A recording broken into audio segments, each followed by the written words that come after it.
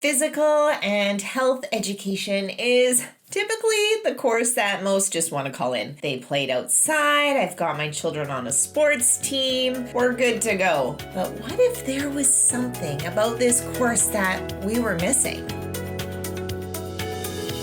The subject of physical and health education, which for ease I'm going to call PHE in this video, has a few subtopics included in it. We're talking physical health, so this is that exercise and nutrition piece. Emotional health, which is the mental well-being and ability to process stress. And finally, spiritual health. This is one of those courses that is better to do consistently in little bits and pieces rather than in bulk sections of time. You can include these different categories throughout different moments in time. For example, chatting in the car on the way to a park, talking about safety, physical safety, and what it looks like to have safe interactions with others. What is appropriate and what is inappropriate touch? What kinds of substances are helpful or harmful to the body? It doesn't need to be through a curriculum book. Get to know yourself and what is important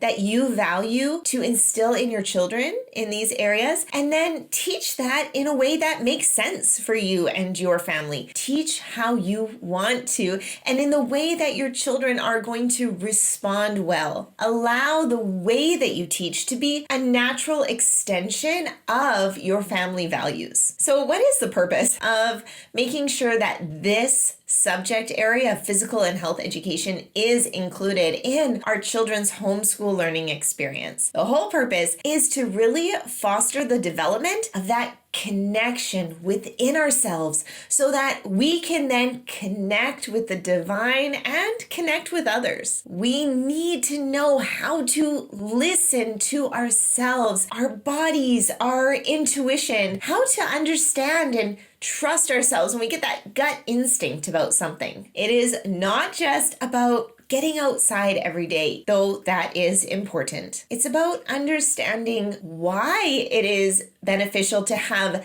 sunshine on our skin, to have our feet on the earth. It's about understanding how to respond when we sweat. What does that mean and why is it happening and how should we respond? It's about listening to our bodies when our energy feels low and taking a rest. It's about finding that balance between spirit, soul, body, and understanding how those can operate in harmony with one another. I mean, even our feelings are expressed as emotion and physiological response. We need to notice and respond to ourselves with grace and love, teaching our children how to take good care of themselves. You may not have considered that to be the purpose of physical and health education, and yet I still have another thought that I would love to share with you, a new perspective, a way that you may not have thought about physical and health education before. And it's about really establishing that mind and body connection. It is absolutely amazing how our bodies will hold those memories that we've experienced throughout our lives. And so when you have moments of stress, that fight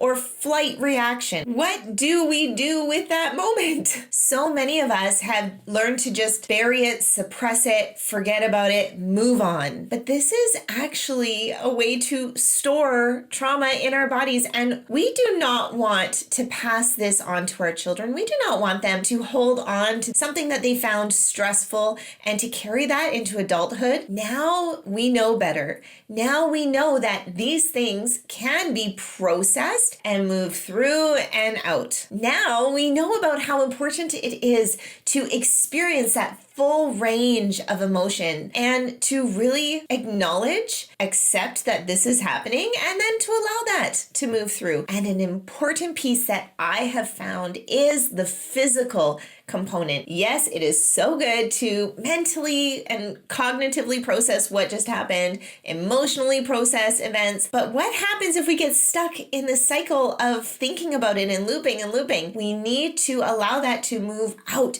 and one of the ways that we can do that is with a physical response. So if something happens and you're feeling like you need to run away, then it would be very beneficial to physically go for a run, a jog, a walk to get that moving. If you feel like, oh, this makes you really mad and you really want to fight, find a punching bag and fight it out. Do not let your children hold on to the trauma like so many of us unknowingly did. Teach them how they can connect their thoughts and their feelings with physical release. Teaching the mind-body connection is not something that we're as used to in North America, so you may be a little bit ahead of the curve here. I want to recommend one of my favorite resources, and that is Dr. Carolyn Leaf. She calls this the science of thought, how what we think affects the chemistry in our brain, which affects physiologically our body response. And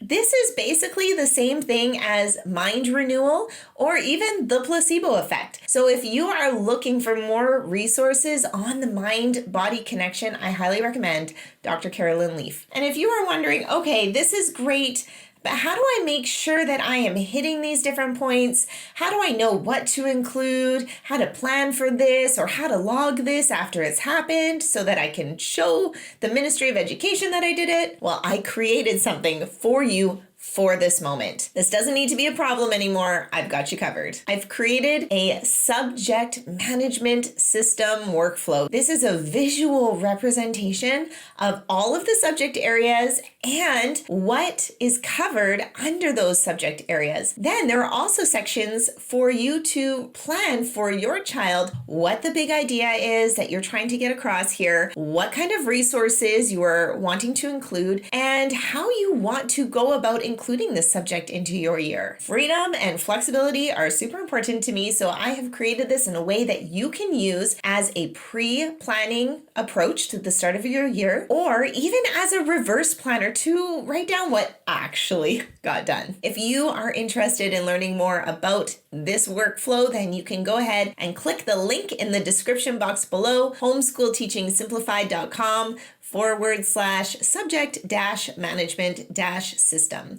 And while you're over there on my website, you can learn a little bit more about me. My name is Natalie Burns, and I support homeschooling moms to create connection with their children through teaching and learning so that you can have the freedom to reflect who you are in your homeschool. This video is part of the curriculum series that we are currently walking through together. And if you are interested in catching the next one, I highly recommend that you subscribe so that YouTube knows to show you when it's out next week. In the meantime, I hope that you have a wonderful day, and I'll see you next time.